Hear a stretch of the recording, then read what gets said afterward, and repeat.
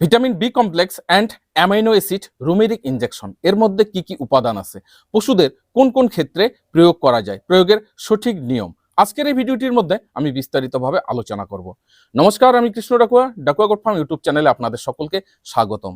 আজকের সম্পূর্ণ ভিডিওটি দেখার পর ভিডিওতে দেওয়া তথ্য যদি আপনাদের ভালো লাগে, ভিডিওতে একটা লাইক করতে ভুলবেন না, সঙ্গে ভিডিওটিকে বেশি বেশি করে শেয়ার করে দিয়ে সবাইকে দেখার সুযোগ করে দেবেন। চলুন তাহলে শুরু করা যাক আজকের এই ভিডিওটি। প্রোডাক্ট আমার হাতেই আছে, রুমেরিক। এটাও কিন্তু ভিরব্যাকের একটা প্রোডাক্ট। এই ইনজেকশনের মধ্যে যে উপাদানগুলি আছে পরিষ্কার কিন্তু এর গায়ে লেখা রয়েছে। এর মধ্যে আছে সাইনোকোবালামিন, যেটা রক্তকোষকে গঠন করবে এবং নিউরোলজিক্যালের কাজ করবে। এর মধ্যে আছে নিকোটানামাইড, যেটি মেটাবলিজম ডিজিজে যে শক্তি ক্ষয় হয় বা শক্তি কমে যায় সেটাকে বাড়িয়ে তুলবে এবং হজমের সহযোগিতা করবে। এর মধ্যে আছে কোলিন বাই টার্ট্রেট, যেটা লিভারের ফাংশনকে বাড়াবে, এছাড়াও মেটাবলিজমেও কিন্তু এটা সহযোগিতা করবে। এবং এর মধ্যে আছে প্যানথেনল, যেটা হজম ও কোষ বৃদ্ধিতে সহায়ক। এছাড়াও এর মধ্যে আছে মায়োইনোসিটল, যেটা শরীরের কোষ বৃদ্ধি করবে এবং আরও অন্যান্য কাজেও খুবই কার্যকরী। এছাড়াও এর মধ্যে আছে বায়োটিন। আমরা জানি বায়োটিন সাধারণত চামড়া, শরীরের যে চুল সেটাকে চকচকে রাখবে, খুরকে ডেভেলপ করবে, মানে খুর যেটা ভেঙে যাওয়া ডিজিজ হয় সেই সমস্ত সমস্যা হবে না।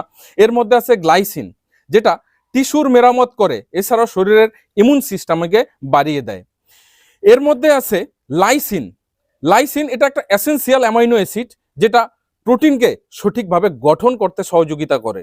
এতে আরেকটি গুরুত্বপূর্ণ জিনিস দেওয়া আছে, ডিএল মেথোনিন।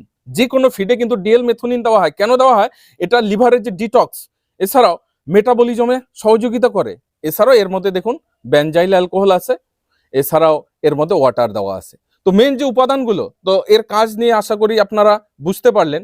তো এবারে এর ইন্ডিকেশন, এর ইউজ কিভাবে করবেন সেটা নিয়ে আলোচনা করছি। রুমেরিক ইনজেকশনটি ডাইজেস্টিভ সিস্টেমের যে কোনো রোগের ক্ষেত্রেই কিন্তু ব্যবহার করা যায়।